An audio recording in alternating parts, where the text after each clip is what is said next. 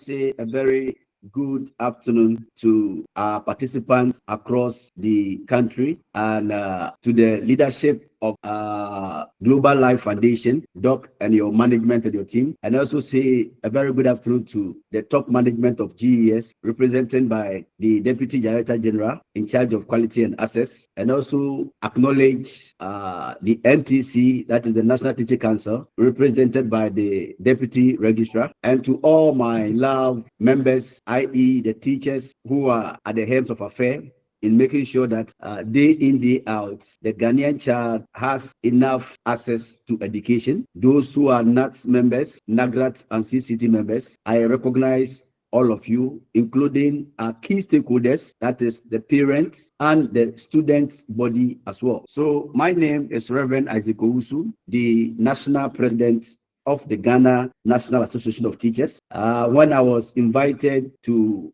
make this presentation, even though we are very busy preparing for a lot of activities ahead of us as a union, but I told Doc that once it involves teachers, it is important we squeeze more of our time to be part of this very important occasion. And looking at the topic that I am to speak on, it is a very practical one, of which if I should ask each and every one of us on this platform to give us one or two pivotal rules that you, the implementer of the government through the Ministry of Education policy, I think we'll be getting more than 100 from each and individual participant on this platform. So what I'm going to do is that I will not bore you with lengthy presentation. I will be very brief so that collectively we can share ideas and have some recommendation that can be put before the duty bearers to consider saying in making sure that we have the real quality education for our children. So having said that, the topic for discussion this evening is the pivotal role of the teacher in quality delivery of education. Colleagues, you know, as far back as the 50s, let me start from the post-independence, from 1957 upwards, as a nation, successive governments have made attempts in trying to help develop our education system holistically. So in view of this, there have been several reforms from pre-independent to post-independent, and the notable one I can easily remember, we have from 1964 to 1985, 1985 to 2004, then 2017, where we had the free secondary education. I'm proud to, right after the free secondary education policy, in 2019, the government again introduced a standard-based curriculum to make sure that the foundation, starting from the kindergarten to primary 6, is standardized so that the child from KG1 to class 6, after he or she passing through stage 6, that child should be able to run shoulder across the globe with any child everywhere. So we've had series of policies from the policy formulators, that is the government, and the Ghana Education Service. The last person who implements government policy is not the Director General, neither is it the regional directors or the district directors, but it is the classroom teacher who has direct contact with these young ones, be it from the KG to the secondary education. And so it is important that when we are talking about the pivotal role, it is not by an accident that we are discussing the pivotal role of the teacher in quality delivery of education. Someone will say that you come to Ghana, it's like teachers are magicians. With or without adequate teaching and learning materials, the teacher is able to maneuver his or her way in searching for relevant resources in helping the understanding of the concept he or she is teaching these young children. And so it is important that all of us appreciate the role, the significant role Ghanaian teachers are playing in attaining quality delivery. Now, when you come to the classroom, there are several means of teaching methodology. Years ago, the teacher used to be a jack of all trades. The teacher has all the knowledge and the teacher must give everything to the student or the pupil. But as the world keep on changing and IT system also keep on improving, and we are in the global world, with the introduction of the standard-based curriculum and the new curriculum being implemented at the secondary level, we've realized that the teacher now play a role as a facilitator. The teacher now play a role as a guider. He plays a role as a mentor, and he or she is someone who is curriculum implementer. So this is a role that is very dear to the teacher who is standing before his or her children. So as teachers, we've now become the mentor. We are role model to the children that we are teaching, and they are taking aspiration from the teacher. So, and with this method of teaching, we are trying to help the child to be a critical thinker. We are trying to allow the child to have enough room to research for his thought or his learning. And so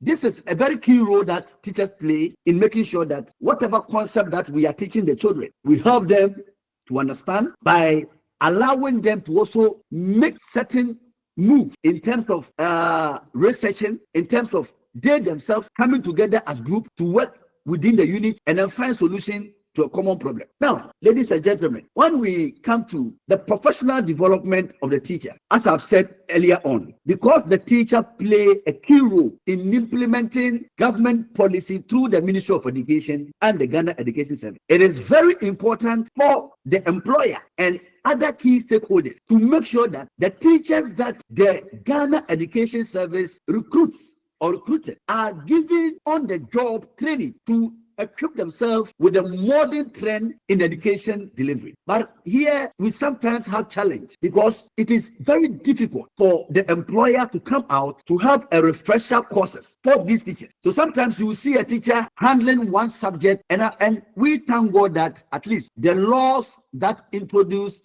the National Teaching Council is guiding all of us through some kind of professional development workshops that will help all of us to enrich our skills and give out our best. But as key stakeholders, we are all praying that a time will come that the Ghana Education Service will have enough resources and direct their outlet from the district and the region to be organizing professional development courses for these teachers at no fee, because the GES itself has the resources to facilitate everything and that involves the workshop. And I believe when we are able to do that, we will be able to equip our teachers, revive our style of preparing our scheme of work, and also have enough modern teaching and learning materials to help teach our young ones. Another area that I would like to touch on is assessment and feedback. As teachers, after delivering the lesson, one key role that we play is to assess the children that we are teaching, and not just assessing them, but after assessment, also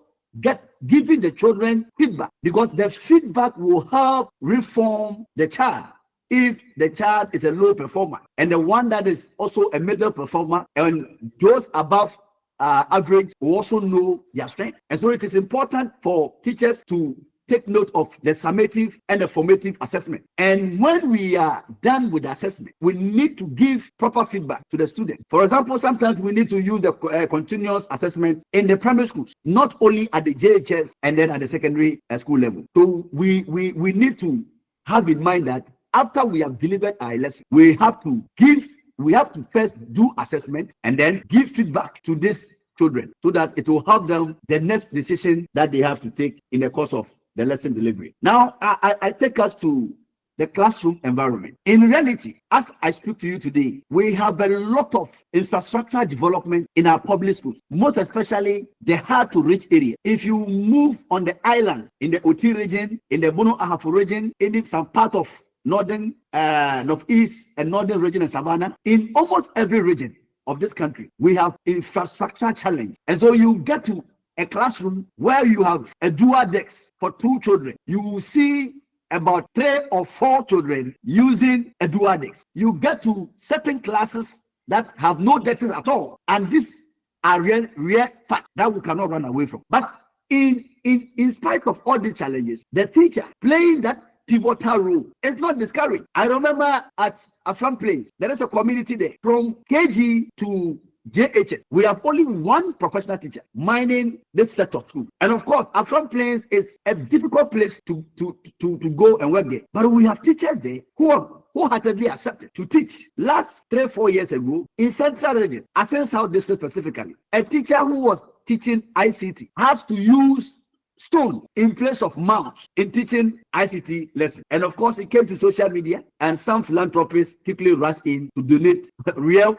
computer to this school. So the classroom environment is not only a challenge for the people, they are challenge for the teacher. But my point here is that even though these challenges are there, but the teacher wholeheartedly try to bring out his or her best in making sure that we are attaining a quality delivery of education in our schools. So the addition is that as teachers, we have that role to play in making sure that the child that has been entrusted in our hand enjoy the classroom setting. And of course, we are happy that about 2 years ago, the GES started changing the chalkboard into marker boards, and it is a prayer that the GES will continue to change every chalkboard that we have and replace them with the marker board and provide enough markers to help the teacher use them instead of the chalk, which is creating problem for their eye. Now, the schools are situated in the community and teachers are posted in the community, and the teachers' work goes beyond the classroom. I remember my first posting in one of the villages. I had to walk for over 2.5 kilometers before I can get access to a main road. You can't take car there, because car will not go there. Even if you want to take dropping, you will not get car. But when I accepted posting, I went to the community. Unfortunately for me, there was no potable water there. All of us had to use a stream. And this stream, you wake up in the morning, you go and meet a cow drinking, bears doing their own thing in the stream. So the community approached me that, look, we have to go and fight for potable water, but we need someone who will be our secretary, and you are the teacher here, so we want to employ your service. Be our secretary so that you can liaise between us and the small water community in Cape Coast, so that whatever engagement you do on behalf of the community. And I accepted this offer. By the time I was leaving the community, now the community has potable water, and they have stopped using the stream. So as teachers, apart from the classroom work, we play serious roles in the community that we find ourselves. Sometimes, as a teacher, you need to visit a child parent to explain to the parent the support, the role they have to play. Because at times, a child will come to school with an empty stomach. And when this child is in the classroom and the teacher is teaching, whatever the teacher is saying is over the bar. Because you can't use empty stomach to learn. So you see sometimes the teacher patting his pocket or her pocket, buying food for this young one. Sometimes you have to follow the child to his or her guardian or parent and understand why this child always comes to school late. So the community involvement of teachers has been a very significant role that is also helping, even changing the perception of the parents whose children are in our schools. Sometimes when they even hear on radio that the politician is saying that everything is free, it takes the teacher to explain things to the parent that yes, everything is free, but your child uniform, the government is not bringing child uniform at the primary one. The child needs a footwear. You have to play your role as a mother or father. It takes the teacher. So the community involvement of teachers as a pivotal role in making sure that we have a quality education is a role that every teacher plays in helping our society. Now, in all these things, teachers face challenges. As for challenges, they are numerous, uncountless. And here, I will also admit that as a union leader, we are fighting for our members. But sometimes, I think there is more room for improvement for us as union leaders to also push hard in making sure that the powers that be solve some of the challenges on time. Now, as for challenges, if I want to start enumerating them, we will not end today. But I know that during the interaction, we will come out with some of them, and then we can share solutions together. If you, I mentioned lack of resources, lack of teaching and learning materials. Presently, we have certain critical subjects that we are teaching to meet the modern IT world. And so we have schools without computers. Now, even last administration made effort in supplying teachers with laptops. About 98% got the laptop, even though it delayed. But unfortunately, the laptop, some of them are not functional. And the teachers that received the laptop, proper training was never given to these teachers as to how to even use the laptop in preparing your lesson plan, in developing your lessons, in helping your head of department or head teacher in sharing online your scheme of work and your lesson plan, so that the head teacher can also vet it through the online. These things were not done. And the children that we are teaching today, apart from the urban schools that a teacher who has his or a personal laptop, or a philanthropist who has helped to get the school 1 or 2 desktop computers, we are still operating without the devices. And it's a major challenge for us.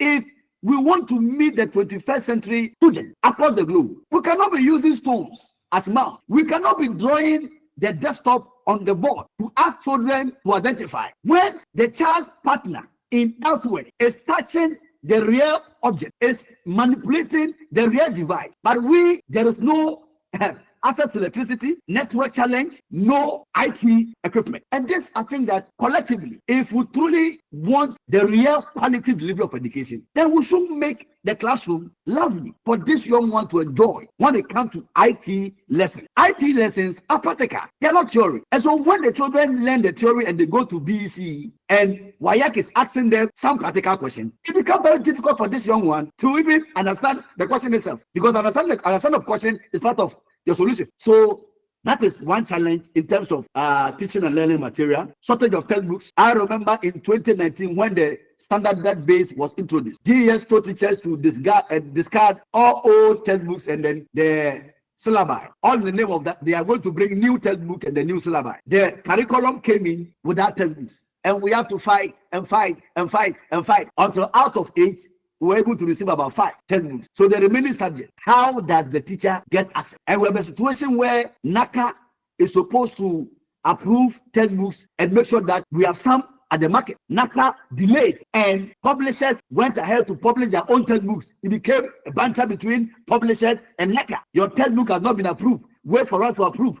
And when are you going to approve? At the end of the day, it is the teacher and the student who suffer. And these are real challenges. Now, it asks for incentives and motivation. I think it is something that we'll have to look at, because presently, if our Deputy Director General will tell us the truth, we have over 60,000 vacancies in our schools across the country. There are certain communities when you go, they don't have teachers. They don't have teachers. So if government agree to pay certain incentive to the teacher who accepted posting in these hard-to-reach areas, it should not be a problem at all, if truly, because the child in that on that island, the child in that hard-to-reach area, we don't know what he or she is going to become. So I think for welfare and incentive for our teachers to be a paramount to us as all stakeholders in making sure that we have something that will help the teachers to do their work. And finally, I want to conclude by saying that, in fact, as teachers, even though we have numerous challenges, but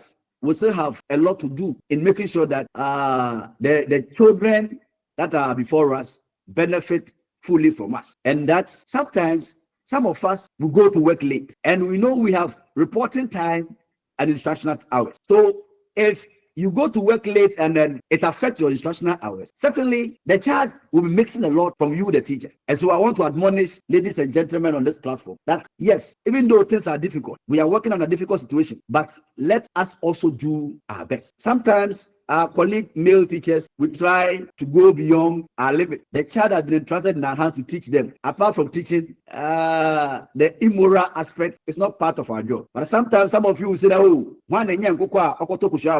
so I want to plead that let us be guided by the rules governing our work so that we don't fall short of the law, where we'll be held accountable. On this note, I want to thank each and every one of you for your audience. Thank you very much. I'll take over the Q&A session. I can see so many hands raised. Reverend, I think you have a lot of questions to attend to.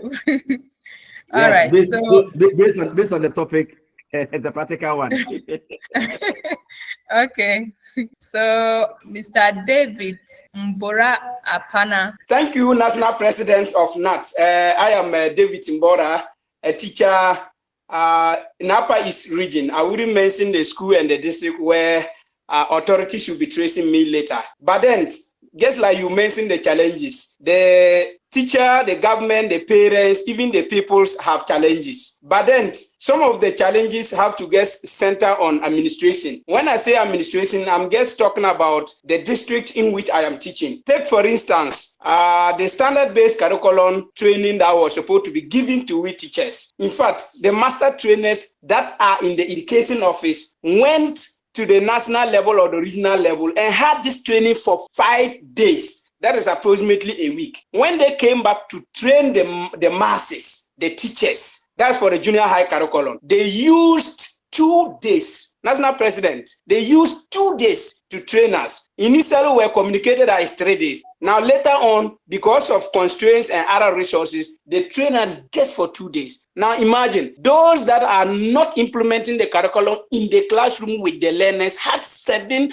or 5 days of training. Then we, those that are to implement it, and that is our first time of experiencing something like that, had 2 days of training. And President, after that, as I'm speaking to you, nothing has been done again. No monitoring, no implementation, no resources. And when you complain, anytime there is an officer in your school, you complain, they will say, Massa, you have to be a 21st century teacher. You have to integrate ICT. And as I'm talking, where I teach, there's no light. Talk less of a desktop. So these are the challenges. And you say the pivotal role of the teacher. How do we perform magic? Doc, thank you, President. You have been doing well for we the NAT members. And I wish if all of us have understanding, we'll give you second term, that will be fine. But this is the challenge I have. I will allow my friends or my colleagues to also share the challenges. I think it's the challenges, but what you have said, in fact, thank you very much. Thank you too, David. Thank you. Madam Moderator, I am Owusu. I'm calling from Winneba. My little contribution. What I want to say is, in fact, I've been a NAT member for some years now, and it has always been my concern what NAT, NAGRA, CCT, the teacher unions can do to help teachers in terms of accommodation. You know, these teacher unions built some hostels that people normally go to sleep, but they have not thought of providing accommodation for teachers in sometimes even rural areas where teachers can be asked to pay some amount as rent. Sometimes teachers have to commute from a very far distance. What stopped NAT or NAGAT or CCT from putting up some infrastructure for teachers, like teachers' quarters or bungalow or something, so that teachers can stay on the school compound and then pay some rent? It will also go a long way to help even improve the association itself. Number two, we were talking about teacher being the pivotal role. There's a particular subject that was introduced in the new curriculum, that is creative arts. And as we speak now, a lot of teachers are having challenge teaching that particular subject because they are not trained professionals for that subject.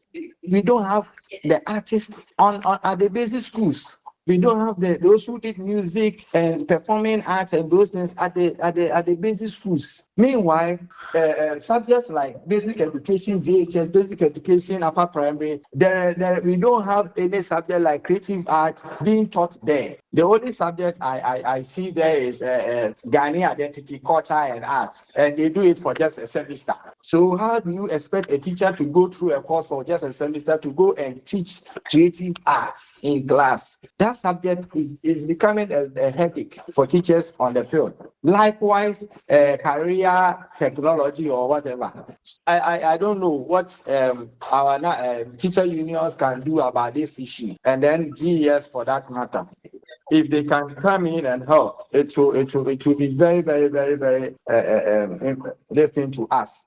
Third, the third issue is that we were talking about teachers. I also started from a rural area, somewhere in the Asen district, around Breku, so about 12 kilometers from Asen Breku, and there was no potable drinking water. I got infested with pinworms.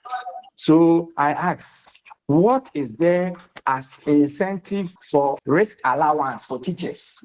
Because teachers risk themselves. We are talking about front plains. Go there, you see remote, very remote areas. Even though we are saying that teachers there should be given incentives, fine. What about the rest of the teachers? Can't all teachers, apart from the incentive that we give to teachers who find themselves in rural areas, can't all teachers enjoy risk allowance? Because we take risk. Teachers commute from far places to wherever they teach, and look at the risk involved. So these are some issues. I cannot say everything. My name is Kingsford Derry from Nkranza, and currently I am the National NATOC PRO, that is Public Relations Officer for NATOC National. I would like to say thank you very much to our National President for NAT for such a wonderful presentation. I want to make two contributions in regards to the topic that has been discussed. In fact, my worry is the politicization of educational policies by government year in, year out. I am suggesting that educationists, educators, managers of education, we should have a document which is free from politicization, maybe a 10 years plan for education. You know, we the teachers, we sit in between the community and the government in terms of, educational policies implementation. If the government wants a quality education, it will depend on the teacher. If the community wants a quality education, it will depend on the teacher.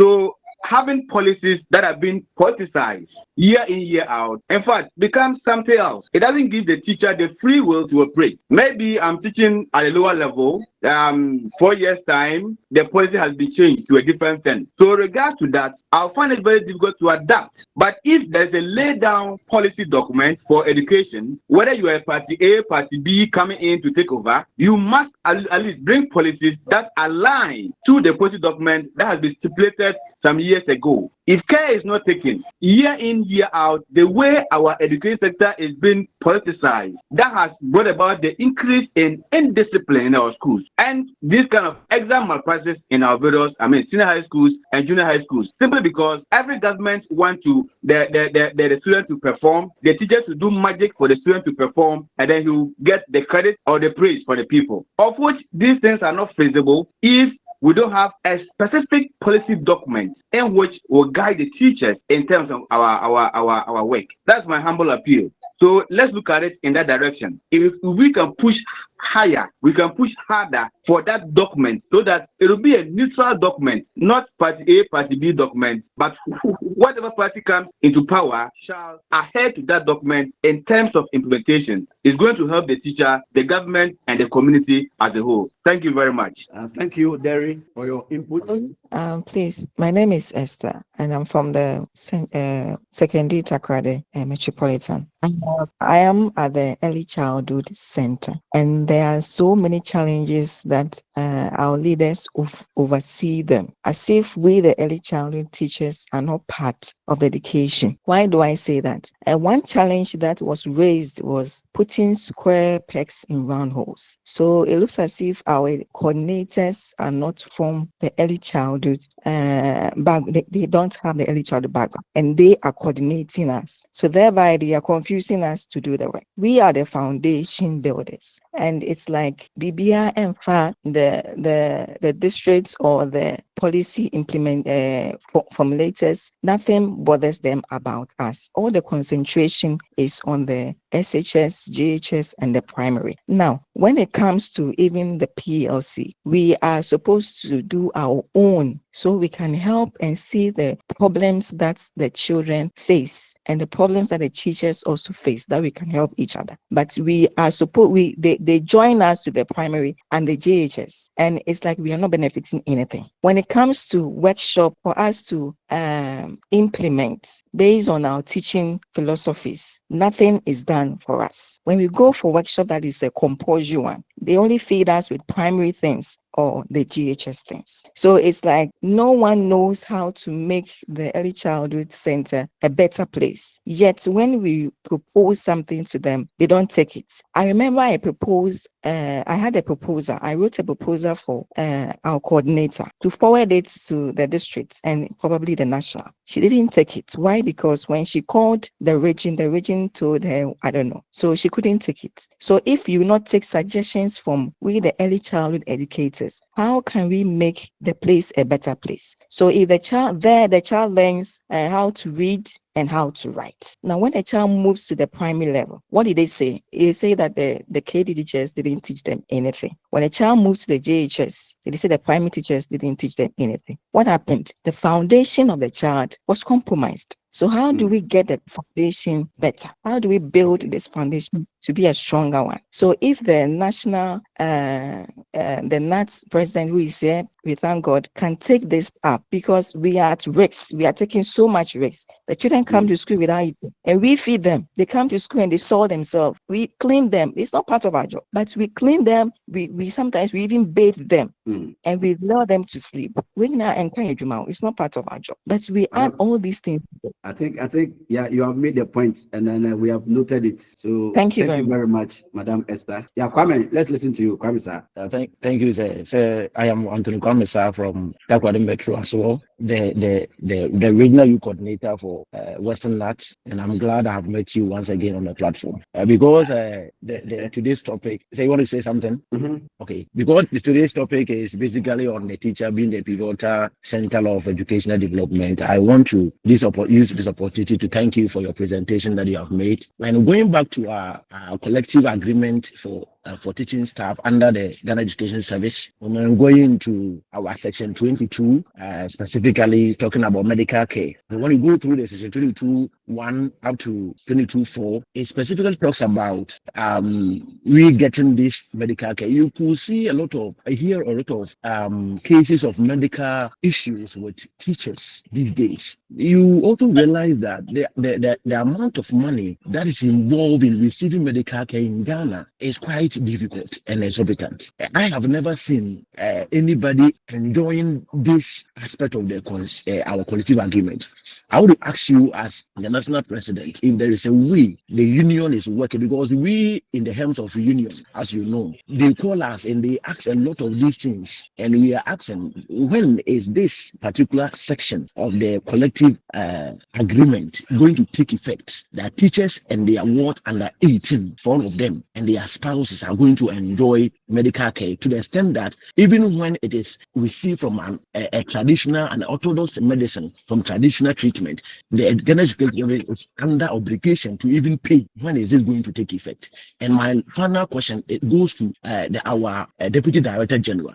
You should let this thing go down well. When teachers are seeking transfer, reposting from one district to the other, one region to the other, it is our right that we are given, provided you qualify to go. And after we have satisfied all the qualifications, all the requirements that you need to be able to be reposted to a different place, whether it is region, whether it is inter-district or inter-school, the district will impress on you to write that you are going to deny yourself from getting transfer grants. You can do your checks and ask. This is what is happening. They will ask you that rights and undertaking that you forfeit transfer grant. You don't need it. So I want to ask the Director General, Deputy Director General, that is it that the instruction has come from headquarters that when teachers are going on transfer, that sometimes you're going to join your spouse, sometimes you're on medical grants. There are some reasons that are very important that you're going on a transfer or a reposting. Is it something that has come to state that you have to write an undertaking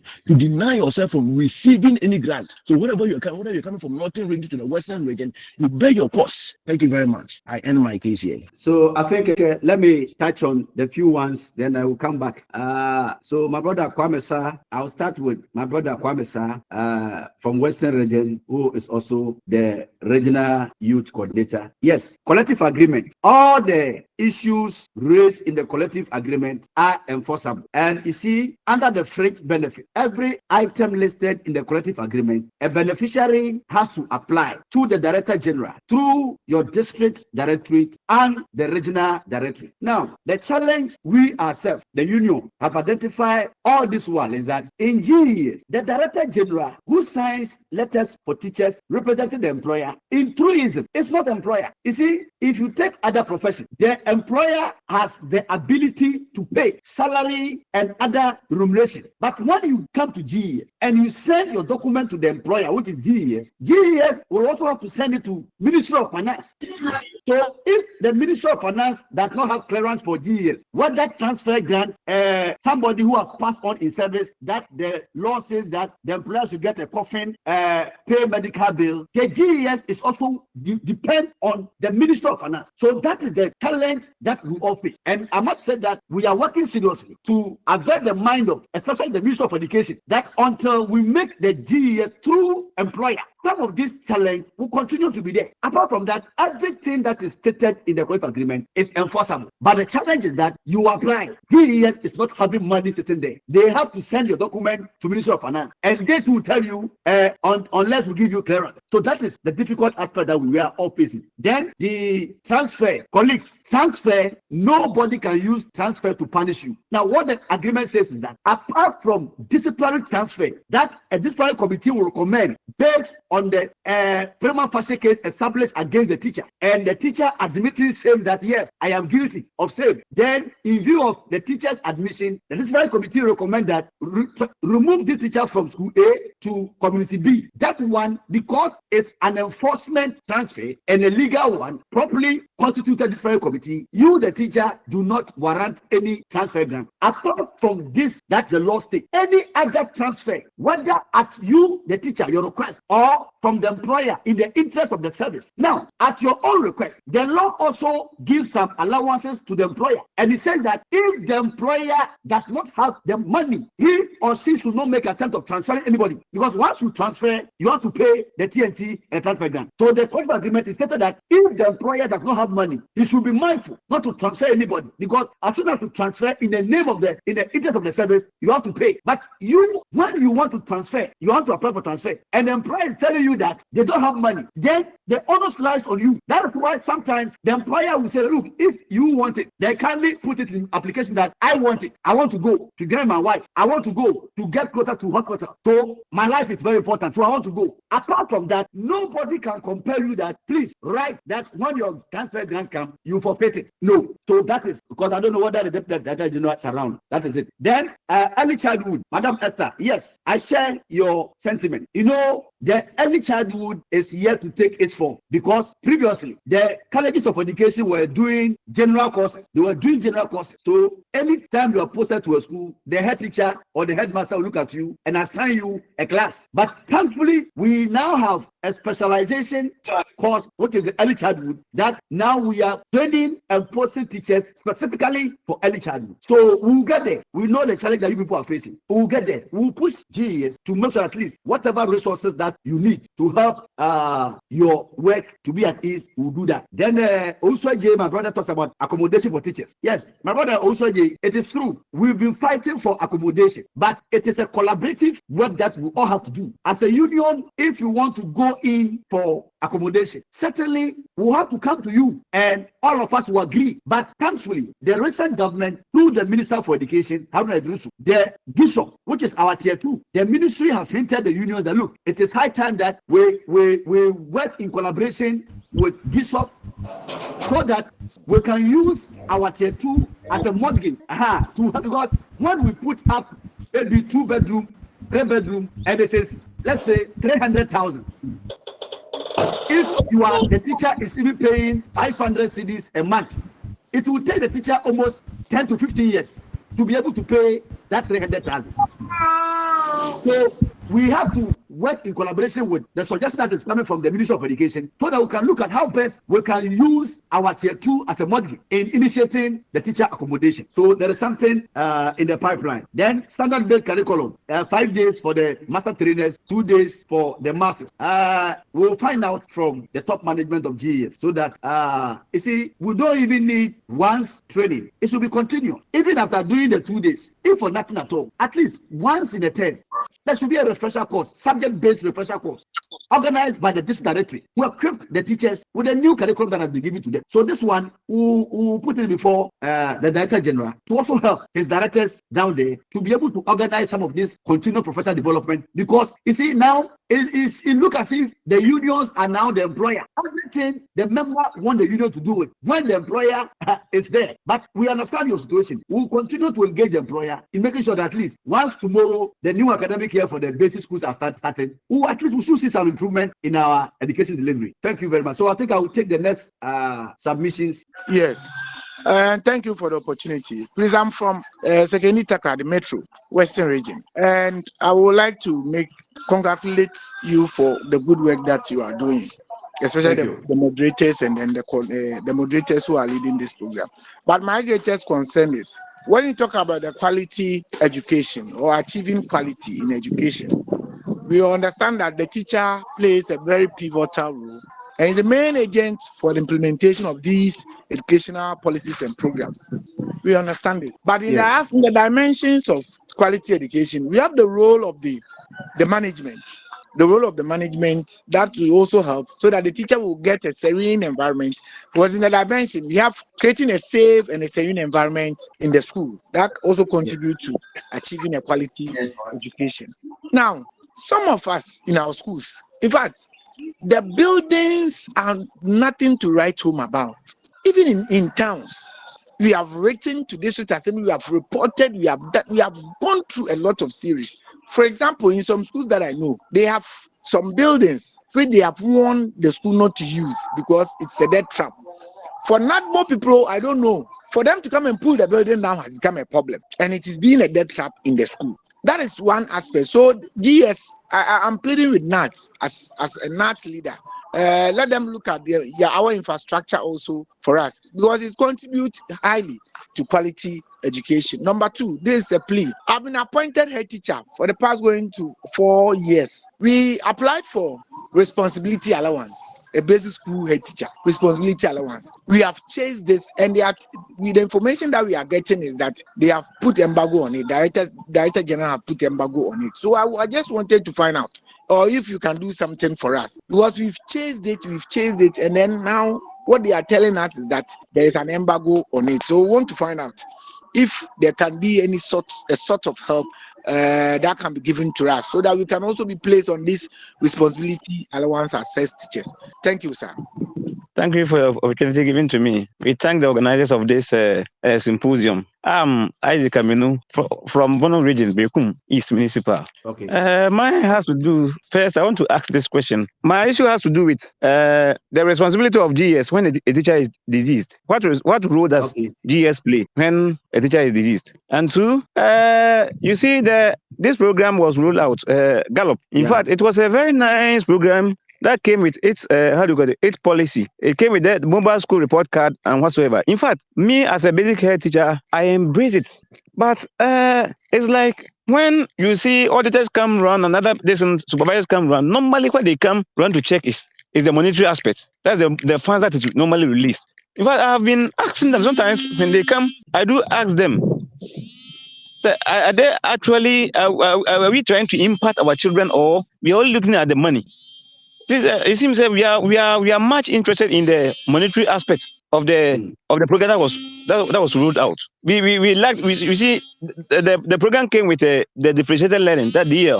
Yeah. Well, so we have been in this program for almost 4 years. Even books to teach, materials to run the program is a problem. And we were told that teachers will be motivated, but all those things are not coming. This is Gabriel, Western Region, specifically STMA. My first one is about the refresher course. Okay.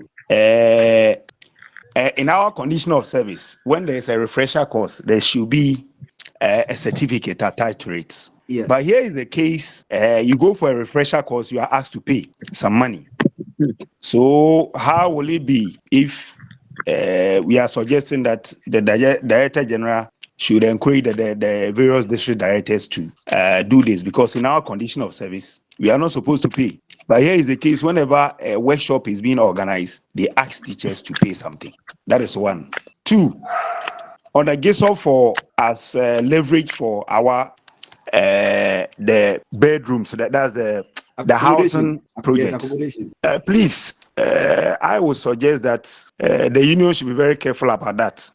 Because one, if you look at their annual turnover and the figures that are being put there, I ask myself, are they working for people who go on pension, or they are working for themselves? Because the amount of money that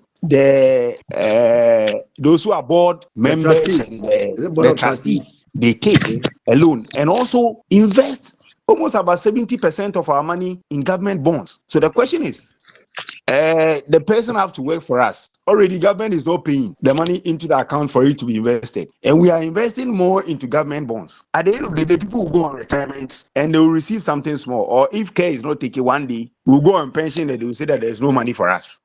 So I'll plead that if we are going for it, it should be individual. Those who want government to put up building for them, I think they can use their pension. But if they're using all of us, for me, I may have a little challenge there. Okay. Yeah. Thank you very much. You're welcome about that. You made your point. Okay, thank you very much for the permission and thanks for bringing this program.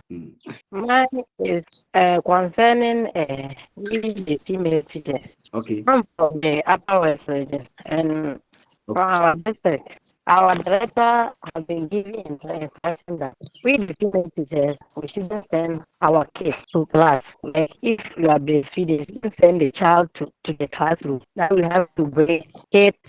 Take it because they take care of the children in the classroom. Maybe if you want to breastfeed, you have to go outside the classroom. And if you are checking some areas that we are, even how to get a caretaker is a problem because everybody is busy with his or her work. And even with the salary, if you have to get a caretaker, you have to pay the person. And it's a big challenge for us. So I want to use this opportunity to inform you people to beg GES to give we the female teachers the permission to send our children that will be sent to classroom. It's a big challenge for us. So, that's my concern. There was something I spoke about which wasn't addressed. That was the creative art as a subject. Yes. Then there's a second one that I've just remembered, and I want to also put across security in our busy schools. Okay. You know, when you go to our senior high schools, we have all schools fenced. Yes. And it becomes difficult for people to troop in to do anything, or sometimes even go and steal something from the school. But our busy schools are left open to thieves, to armed robbers, to anybody at all. Sometimes teachers are attacked. People from the community, when a teacher does something, they don't understand. They just walk in. Yeah. I think on the third day, the Deputy Director General will address us, and he will be in a better position to respond to some of this issue, since it falls directly under their jurisdiction. Okay, thank you very much. Yes. Okay. Mr. John, I'm calling from Chebi, Ebuakwa. John from Chebi, okay, you have the floor. Yeah, actually, my question borders with administrative processes in our district offices. Okay. In 2019, I successfully had a gazette on a certain name, addition of name, just to have one of my dayborn names added to my two names. Okay. I went through all the procedures and even had a confirmation letter from Miss Vicar by then. Mm-hmm. I channeled it through the appropriate quarters for it to reflect on my payslip. I did that, followed up to the controller, and it has still not been done since 2019.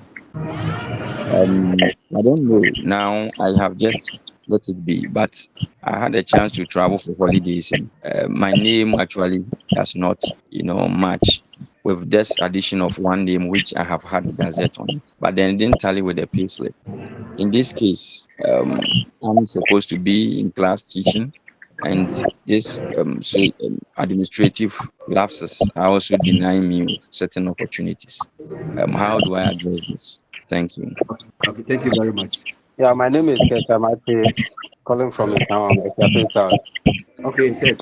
Yeah, in your presentation, I would say the first point I had was the last stakeholder in the implementation of the national educational policy is the teacher, which is well established. Yes, but one thing I've realized is that whenever policies are being implemented, I think the learners are the main focus without thinking about the teachers. Now, coming back to motivation. Motivation of teachers, mostly when you mention motivation, the first thing you hear from your employer is that so far as you are getting your salary, that is your motivation. But if I tell you where I teach in Ethiopian South, the nature of the road before you travel to that place. So when we are talking about motivation and we talk of apparent place and the rest, there are people, other deprived communities, and even Greater Accra region, if I should put it. So please, whenever you are talking about that motivational aspect, I think the district should be engaged in selecting those deprived communities because the national implementation of it, I've read some aspects of it. I don't know how true it is, but if that is true, they should give the district directors the opportunities to choose those deprived communities in terms of the motivation aspect. And now coming back to the teacher union, it seems the teacher unions have taken over the job of the employers, that is the GES. Yes. As I speak to you, I am the vice chairperson for Equiapin South NAT. Okay. Yes, and there are a lot of even the celebration of the World Teachers Day. I don't think under normal circumstances it should be the union that should be organizing it. Yeah. But the GAS have left everything onto the union in the implementation of the World Teachers Day. So please, the leaders, there are a lot of work, though we know we are doing a lot, but at least we should enforce the employers to do what is expected of them. Otherwise, the union leaders will be taken as you are not doing your work as it should be. Meanwhile, there are a lot of work that is not supposed to be done by the union. It is supposed to be done by the employers. Please, that is the little submission I have to make. Thank you very much. Thank you too. I say once again, I have a little challenge which I think those who are going on retirement, they normally complain. Once again, Gabriel. Okay, Gabriel. The professional development allowance. Yes. Let's take it that it will be paid in September. Now, a teacher who have worked for, let's say, about 35 years, and he'll be going on retirement in this month, that's August ending. So that teacher will not get the professional development allowance because he is going on retirement in August, and the money will be paid in September. So I think something needs to be done about the same as the this allowance, the digital support. The digital support. So I am proposing that if they can make it monthly so that those who be going on retirement, because sometimes they feel so bad that they have served for so many years, and now that something is coming out for them to also benefit, whilst they are going on retirement, that is where they are not even going to get anything at all. So please, if something can be done about this, so that those who are going on retirement will also receive their professional development before they go on retirement. Thank you very much. Okay, thank you. Colleagues, I think so far I have taken notice of the major recommendation on my side, and the assurance is that we will engage the top management of GES with some of the issues that the implementers of the policies coming from GES and the Ministry of Education, so that they can address, if not all, some of these challenges, so that at least it will also ease us as teachers in working effectively. So on that note, I want to thank each and every one of you. I know some of you are preparing for tomorrow. Even I could see some of you resting for the last time, because some of you are in your chairs sleeping small, because you know the work ahead from tomorrow is not easy. And on behalf of the entire Sister Union, NAGAT CCT, we want to say a very big welcome back to those of us at the basic and our colleagues at the SHS. We are still engaging GES so that the academic calendar can be looked at, and we thank God that now gradually the GES is trying to curb the double track. So once all schools go back to single track, then we can now come back to our trimester instead of the semester, because the secondary school teachers are not resting. That one is a fact. And we are all praying that very soon, if we are to do away with the double track, then we can now go and tell the employer that please, let's go back to our trimester, so that the teachers can also have time to rest. On that note, I'll hand over to the moderator for the necessary closing process. Thank you very much.